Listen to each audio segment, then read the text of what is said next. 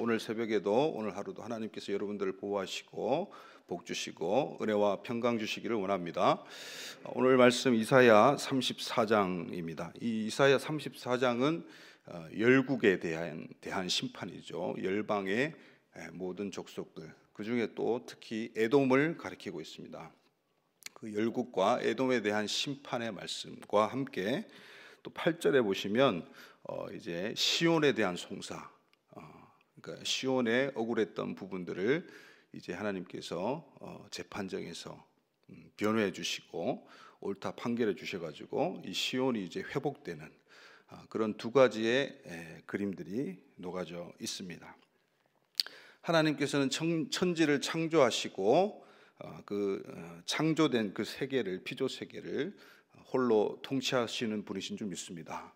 그래서 그분께서 열방과 또 이스라엘과 또 모든 나라들이 하나님의 그 법의 기준에 의해서 하나님께서 심판하시고 판단하시는 것이죠. 모든 우리 한 사람 한 사람 각 개인도 마찬가지입니다.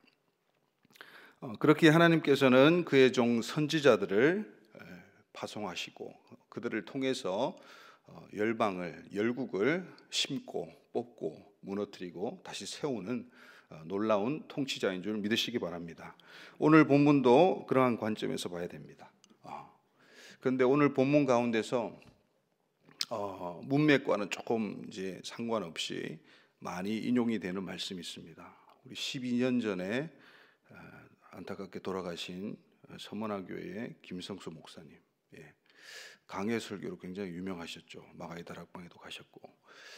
근데 그분이 자주 하시던 말씀이에요. 자주 인용하시던 말씀입니다. 16절 한번 보시겠습니까? 16절 같이 보겠습니다. 시작. 너희는 여호와의 책에서 찾아 읽어보라. 이것들 가운데서 빠진 것이 하나도 없고 제짝이 없는 것이 없으리니 이는 여호와의 입이 이를 명령하셨고 그의 영이 이것들을 모으셨음이라. 아멘. 자, 요 말씀만 딱 떼서 보면요, 여호와의 입이 이것들을 모으셨다. 근데 이것들에 대한 부분들을 이 말씀으로 보는 거죠. 그래서 신약과 구약과 신약 짝이 있다는 거죠. 그리고 구약의 말씀 가운데서도 구약과 구약끼리도 말씀을 서로 해석해주고 보완하고, 신약도 마찬가지고. 그래서 말씀은 다 짝이 있다. 동의하십니까? 예, 동의하실 수 있습니다. 그런데 이 문맥상을 보면, 이 말씀을 딱 떼놓고 보면 그렇게 들립니다. 그래서 말씀이 말씀을 해석한다는 그 말씀 해석의 제1 원칙을 충실하게 담은 그런 말씀인 듯해 보입니다. 그런데 우리 34장 전체적인 문맥을 놓고 보면 그 짝이 무엇인가, 짝이 과연 말씀인가 라는 부분이죠. 우리 15절 한번 다시 읽겠습니다. 15절 시작. 부엉이가 거기에 깃들이고 알을 낚아서 그 그늘에 모으며 솔개들도 각각 제 짝과 함께 거기에 모이리라. 그 짝이 무엇입니까? 짝이 들짐승들이에요. 들짐승들의 짝, 마치 노아의 방주, 심판 앞에선 이제 전 세계와 또 피조물을 향한 그 심판 앞에선 이제 노아와 노아의 가족들 그 방주 안에 이제 짝을 맞추어서 이제 부정한 짐승, 정한 짐승들을 모으는 그런 장면들이 상기되게 됩니다. 그러니까 핵심은 심판인 것이죠. 심판. 그리고 하나님께서 이들을 불러 모은 것처럼 하나님의 심판의 말씀은 반드시 이루어진다.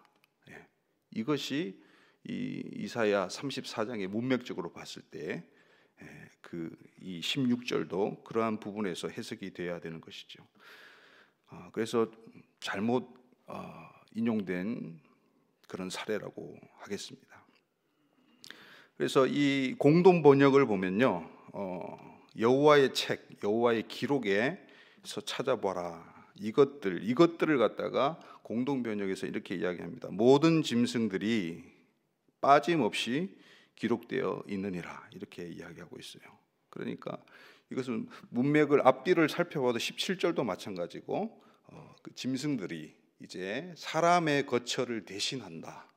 그만큼 이제 사람들이 하나님이 말씀하신 그 심판대로 그 사람들이 쫓겨나거나 그 사람들이 없어져서 그 땅에 황량함이 깃들고 들짐승들이 거기에 와서 들짐승들의 거처가 된다. 하나님의 말씀이 부어졌으니까 이제 실행이 된다. 이런 차원에서 말씀을 봐야 된다고 생각합니다. 그렇습니다. 하나님은 곧 말씀이십니다. 할렐루야.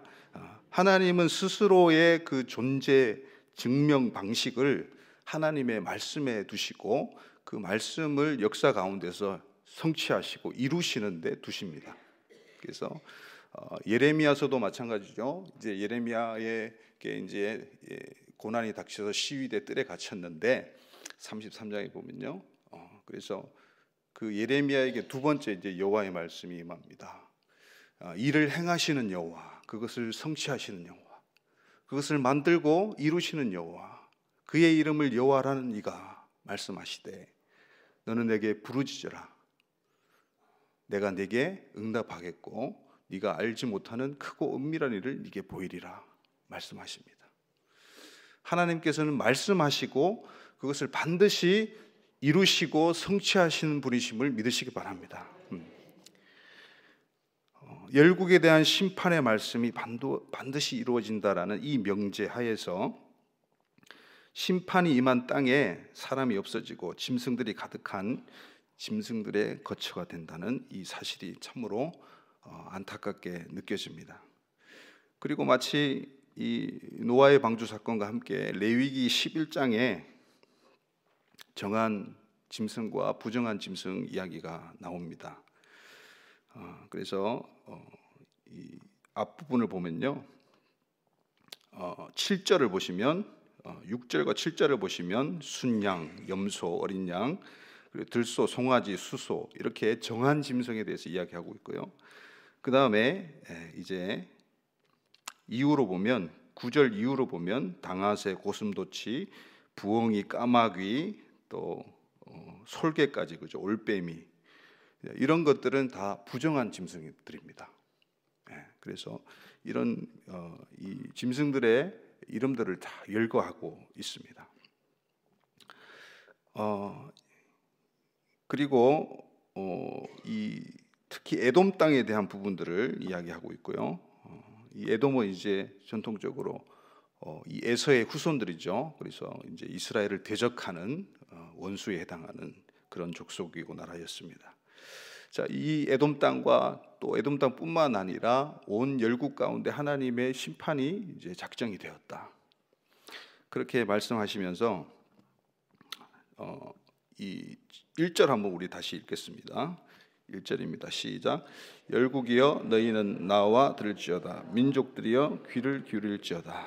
땅과 땅에 충만한 것, 세계와 세계에서 나는 모든 것이 그것들이 들을지어다. 아멘. 열국이여 귀를 기울이라, 들으라 이야기합니다. 우리 신명기 말씀 한번 보시겠습니까? 신명기 32장 시작. 하늘이여 귀를 기울이라. 32장 2절과 3절인데 제가 읽겠습니다. 하늘이여 귀를 기울이라. 내가 말하리라. 땅은 내 입의 말을 들을지어다. 내 교훈은 비처럼 내리고 내 말은 이슬처럼 맺히나니 연한 풀 위에 가는 비 같고 채소 위에 담비 같도다. 자, 하늘과 땅을 증인 삼아서 하나님께서 이 모세를 통해서 이 말씀을 하시는 것이죠. 그러니까 이것은 당연한 자연 이치에 대한 부분이에요.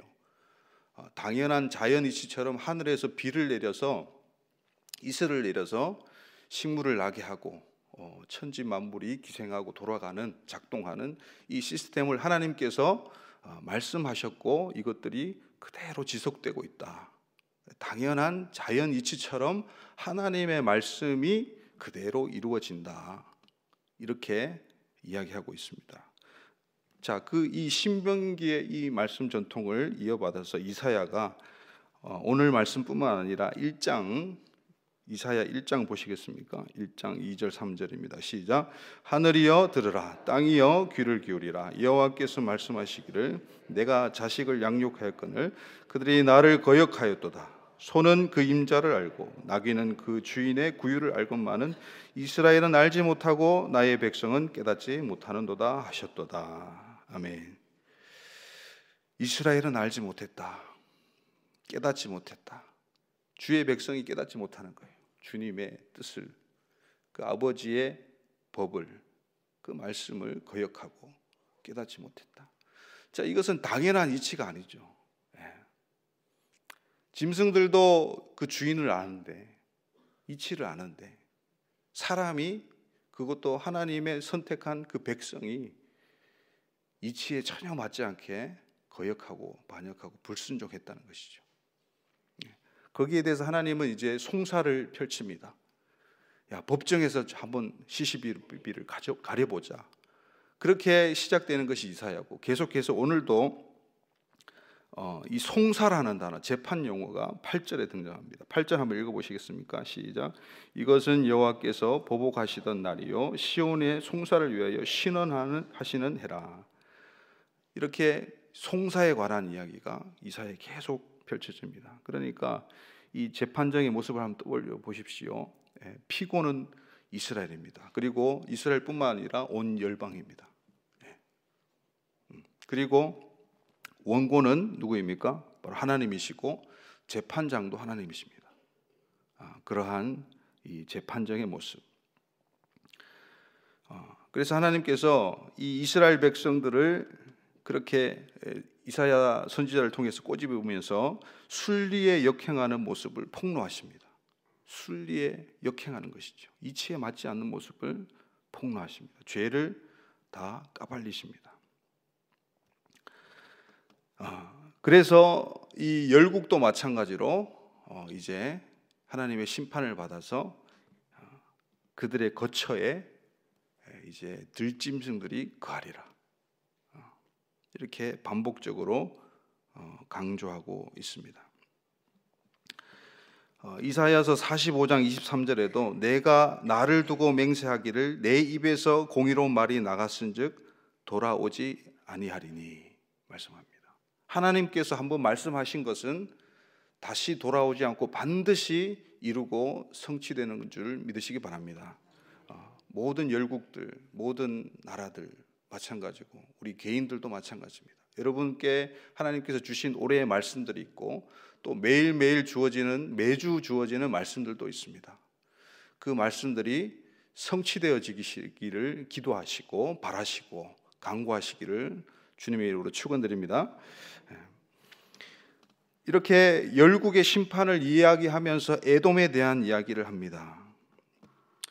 에돔의 명칭은 좀 우리가 살펴봐야 되는데, 에돔이라는 말은 붉다는 말입니다. 붉다. 이 에서가 태어날 때부터 털이 많아가지고, 붉은 털이 많아가지고 그렇게 별명이 지어졌는데, 이 에돔으로 말할 것 같으면 이 아담이라는 말, 사람이란 말, 인간에게 이제 총칭으로 이제 주어지는 그런 명칭이죠. 아담이란 말하고 어근이 같습니다. 그래서 아다마가 이제 땅, 흙 이런 뜻이 되겠고요. 그 아다마, 흙으로 지어진 사람, 아담. 그리고 이 에돔이란 이름까지, 이것들은 다 연관된 단어이고 말씀이라는 것이죠. 그래서 열국을 심판하면서 열방 모두를 심판하시면서 왜 굳이 에돔을 이야기하시는가? 바로 그런 부분들도 우리 사람을 향한, 인류를 향한 그 하나님의 심판의 말씀인 것이죠. 그래서 4절 같이 하늘의 만상이 사라지고 이 종말론적인 표현들이 등장하는 것이죠.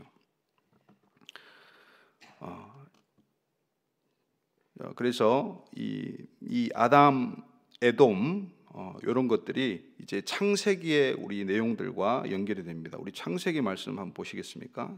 자, 인류가 최초로 범죄했던 그 이후에 내려졌던 하나님의 선고입니다. 자, 읽어보시겠습니다. 시작. 아담에게 이르시되 네가 내 아내의 말을 듣고 내가 네게 먹지 말라 한 나무의 열매를 먹었은즉 땅은 너로 말미암아 저주를 받고 너는 네 평생에 수고하여야 그 소산을 먹으리라. 땅이 네게 가시덤불과 엉겅퀴를 낼 것이라. 네가 먹을 것은 밭의 채소인즉. 이렇게 아담과 하와가 하나님의 법을 어기고, 단 하나의 법이었죠. 단 하나의 토라였는데 그것이 선악을 알게 하는 나무의 그 지식 나무의 열매를 먹지 말라. 그 하나밖에 없었어요, 금지령이. 근데 그걸 어기고 말죠. 그래서 그 이후로 아담과 하와는 그 에덴 동산, 그 아름답고 그 완전한 그 거처에서 추방당하게 됩니다. 그리고 추방당하는 그 사람에게만 우리가 포커스를 맞추는데, 여러분, 에덴 동산에서 아담이 무슨 일을 했습니까? 경작하는 일을 했지만은 그의 또 주된 업무 중에 하나가 바로 이 피조물들을 명령해서 이름 짓는 것입니다. 그들의 정체성을 담고 있는 이름들을 아담이 불러서 지어 주었습니다. 말하자면 들짐승들이 에덴 동산에 충만했습니다. 그들을 다스렸던, 이름을 명령하였던 이 사람이 쫓겨나가고, 그 에덴 동산에서는 이제 들짐승들만 있게 되는 것이죠. 그런 그림들을 이제 이사야 34장에서 이야기하고 있는 것입니다. 그래서 이사야서는 공교롭게도 이 창세기 3장에 방금 읽었던 말씀 가시덤불과 엉겅퀴라는 단어가 있는데, 그 단어와 유사한 가시와 찔레라는 단어가 10번이나 넘게 등장합니다. 이사야서에. 이사야서와 창세기가 굉장히 연결되는 말씀들이 많습니다. 그러니까 하나님의 법, 언약, 말씀을 떠난 아담, 그리고 이스라엘 뿐만 아니라 열국의 나라들과 백성들, 그리고 오늘날 우리나 다 같이 같은 영적인 원리가 적용되고 작동이 된다는 말씀입니다. 그것이 중요하죠. 말씀을 떠나면, 불순종하면 반드시 그 대가가 있습니다. 에덴 동산에서 쫓겨나서 황무지가 있는 곳에서 이제 가시덤불과 엉겅퀴로 인해서 땀을 흘려야 하고 수고해야 하는, 평생 동안 받는 그런 저주, 인간에게 땅에게 저주가 동시에 부어지게 되었습니다. 그래서 오늘도 새벽같이 여러분들은 또 이 자리에 나오셨고 새벽같이 일하러 가십니다.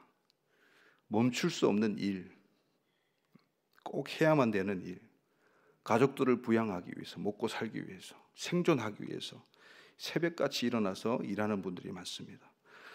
노동의 이 책무를 오늘도 감당하시는 여러분들, 이것이 다 에덴에서 출발되었던 것입니다.